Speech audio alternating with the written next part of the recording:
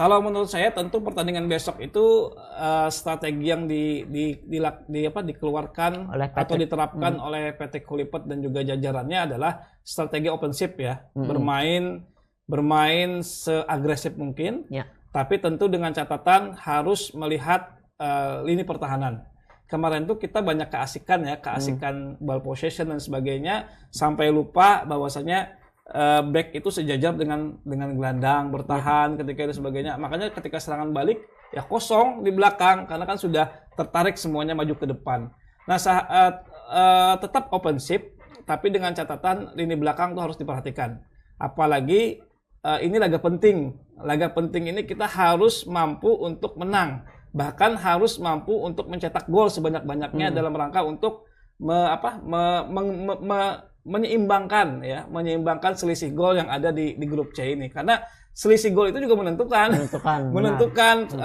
tim itu lolos atau tidak ketika poinnya sama kan. Nah, ini menjadi sebuah catatan juga. Nah, terus di laga melawan Bahrain ini jangan sampai kita bermain menunggu. Menurut saya itu tidak merupakan strategi yang tepat.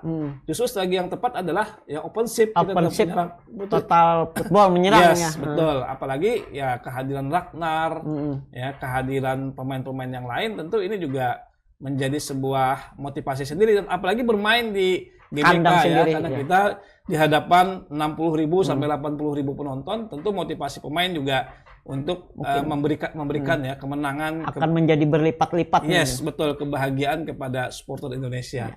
Nah, terkait dengan timnas Bahrain, mungkin sedikit gambaran apa sih kelebihan dan kelemahan mereka ini sehingga ya timnas Indonesia apa yang harus diwaspadai juga. Melihat pertandingan terakhir antara Bahrain dengan Jepang, Bahrain bermain sangat bagus ya. Bahrain bermain sangat ofensif melawan Jepang. Bahkan Jepang itu bisa membobol Bahrain itu di menit 65 ke atas. Nah, babak kedua lebih. Melihat permainan itu ya sangat luar biasa Bahrain. Bahkan kan mainnya di Jepang tuh sebetulnya. Tuan rumah Jepang, tapi Bahrain mampu mengimbangi permainan Jepang sampai menit 60-an ya, 60-an 70-an. Nah, kekuatan Bahrain ini sebetulnya ada di kaptennya itu, yang nomor 8 itu. Kapten tim ya. Macron ya, lupa saya namanya. Itu menjadi kekuatannya.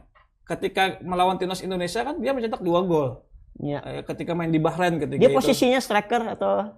Kalau tidak salah winger ya. Winger kiri ya kalau nggak salah. Makanya kata saya kekuatan Bahrain itu ada di kiri. Ada di kiri ya. Ada di kiri. Jadi waspada ini kanannya. Karena melihat jumlah gol yang sudah dilesatkan oleh timnas Bahrain, itu 5 gol itu datang dari sisi kirinya. Ini berbahaya sekali.